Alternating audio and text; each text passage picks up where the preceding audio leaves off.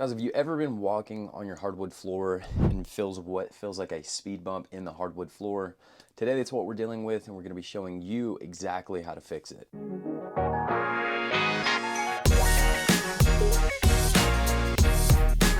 So unfortunately, what happened was the installer who installed this, you can see, left absolutely no expansion gap right here. So this wood will expand and contract over time, and when you don't leave an expansion gap around the room, whether at the beginning or at the end, well, now that wood has nowhere to expand to. So when it does expand and you have no expansion gap, you have a buckling of your hardwood floors, which is what's occurred here. So let's show you how we're going to fix it. All right, guys, first up, you are going to be using a multi-tool. It does not have to be Ryobi. I don't care which one you use.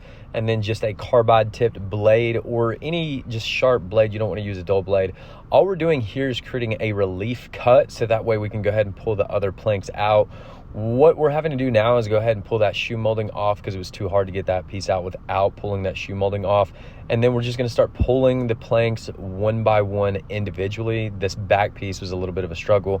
I number each one of them so that way we know exactly where to put them once we go to put them back in place. We've taken care of all the loose boards that you see kind of throughout here. We went ahead and took all of those out, numbered every one of them. That way I can put them exactly back where they go. That way it doesn't mess up our run. That very final back piece, I still got to take that piece out, and then we're just going to run a short strip along the back, but not run it all the way, so that way we leave an expansion gap. Everything through here feels stable and secure. We're going to go ahead and pull up this felt.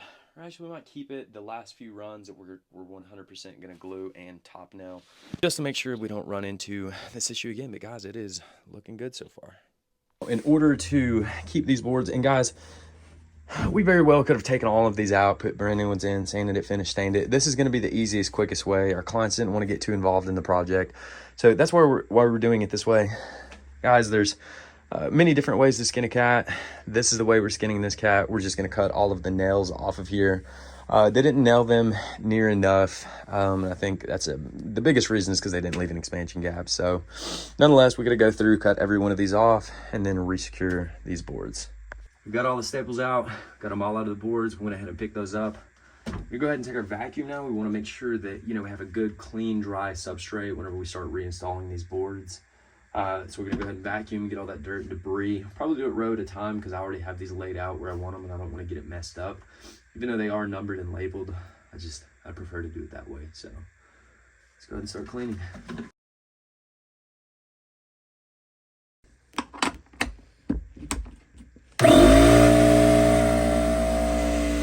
So we've already got, these already have some in them, but this is the beginning row, so I want to go ahead and knock a few more in.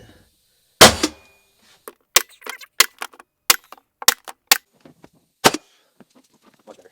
That feels a lot more secure, for sure.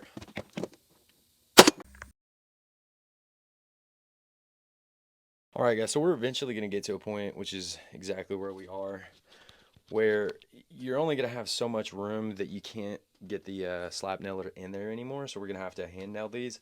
But since we're going to be nailing this last run, we're going to be using 18 gauge nailer with 2-inch. And then we're going to be using this flooring jack, and that pulls all these runs together. Make sure you have a nice tight run. You don't have any seams.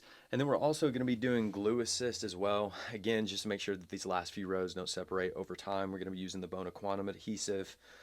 Just again to make sure that this is going to be a permanent fix and this isn't going to be just one of those, band-aids good for a little while and then down the road looks like crap. So let's get to it.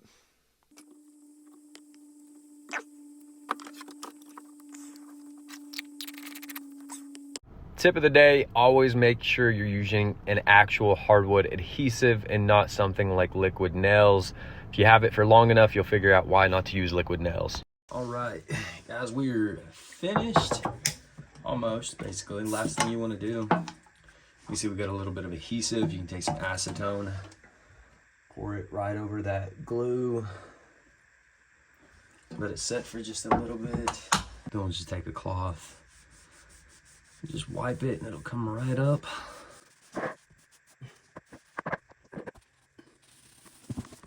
And just like that, my client's floor is back to perfection, laying flat. No more speed bump in the road. Clients were super pleased with it, as were we. Didn't have to pull out new boards and have any color change from putting in new boards and sanding and finishing them. Another job well done. Make sure you subscribe to the channel, and if you're looking for info on how to do this, reach out.